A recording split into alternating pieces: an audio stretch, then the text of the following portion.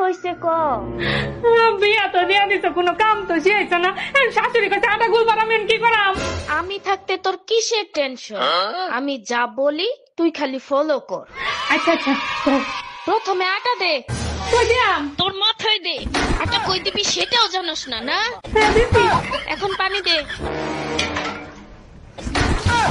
হাত দিয়া দেখ শক্ত হয়েছে না নরম। লেটকা লাগতেছে তো। তাইলে শুকনো একটু আটা দে। এখন দেখ শক্ত না নরম। এখন একটু শক্ত হয়েছে। তাইলে একটু পানি দে। আর শোন, পানি গ্লাস দিয়া দিস না, হাত দিয়া দে। এখন দেখ ঠিক আছে কিনা। হ্যাঁ ঠিক আছে। ঠিক আছে, এখন সবটি আটা একসাথে জড়ো কর। আর হন, হ্যাঁ। একটা ছবি তুললে আমারে পাঠা, দেখি কেমন আটা বানাইছস। আচ্ছা, সুন্দর আছে।